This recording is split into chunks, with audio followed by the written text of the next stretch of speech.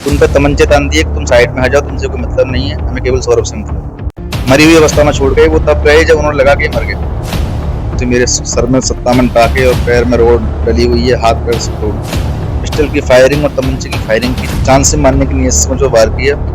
आदाब नमस्कार दोस्तों, मैं नदीम खान। आप देख रहे हैं समाचार 30 लाइव। आज हम मौजूद हैं बुलंदशहर के थाना क्षेत्र अरनिया के गांव ढकपुरा में। हमारे साथ में ये एक शख्स मौजूद है।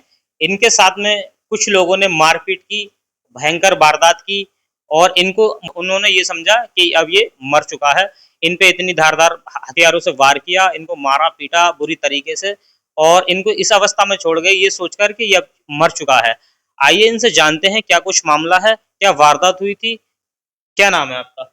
जी सौरभ। ये क्या घटना हुई थी आपके साथ, क्या घटना घटी थी?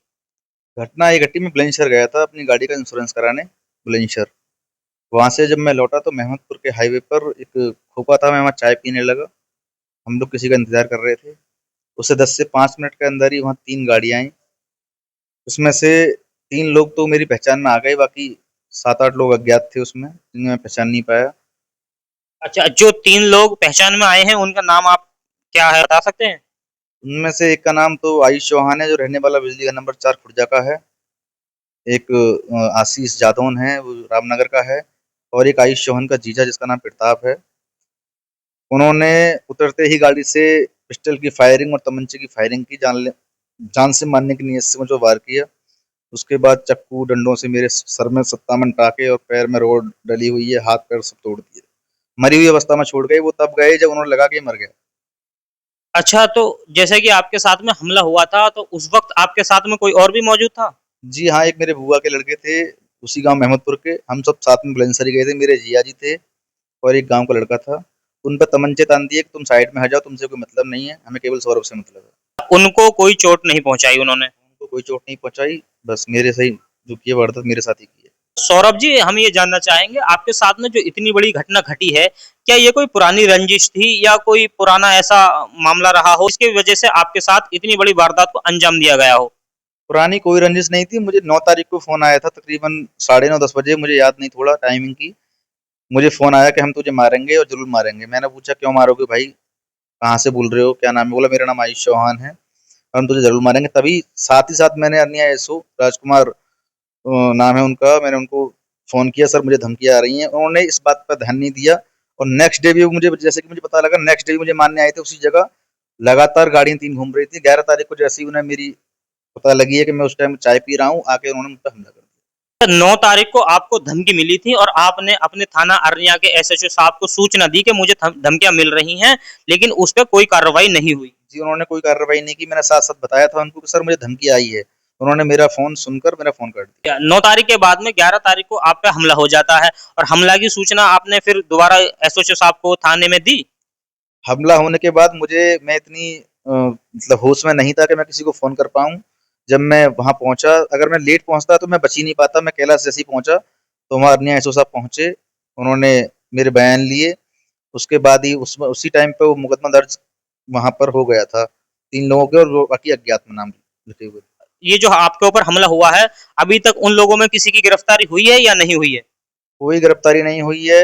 सोशल मीडिया के माध्यम से वो लगातार पोस्ट डाल रहे हैं, घूम रहे हैं, खुर्जा में भी हैं, और उन पर कोई फर्क नहीं है। पुलिस अरेस्ट नहीं कर रही है, उनको जाती है, उनको पहले ही इत्तला कर देती है कि आप हम आ रहे हैं और आप साइड हो जाना। कोई भी गिरफ्तारी नहीं है।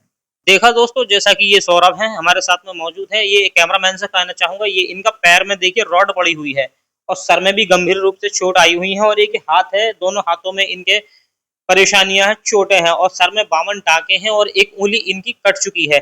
इन पे काफी धारदार हथियारों से हमला किया गया था। कट्टे, तमंचे, पिस्टनों की फायरिंग की गई थी। मारने वाले इनको मरी हुई अवस्था में छोड़ के चले गए थे, ये सोचकर कि अब ये मर चुका है। लेकिन जैसे ही सौरभ होश में आते हैं, कैलाश अस्पताल में अपने आप को उनको बेड पे पाया जाता है। कैलाश अस्पताल में आने के बाद में वो, उनके घर वाले थाना अरनिया में इस चीज की सूचना देते हैं, उनके खिलाफ एफआईआर कराते हैं कि हमारे एक फैमिली मेंबर पर गंभीर हमला हुआ है। हमला होने के बाद में सौरभ बेड रेस्ट पे रहते हैं, काफी दिन अस्पताल में रहते हैं, कैलाश हॉस्पिटल में भर्ती रहते हैं। आरोपियों की कोई भी गिरफ्तारी नहीं हुई है, जैसा कि सौरभ ने अभी हमारे चैनल के माध्यम से आपको बताया है। तो आरोपी हैं वो खुलेआम धड़ल्ले से घूम रहे हैं। आरोपी कहाँ के रहने वाले हैं?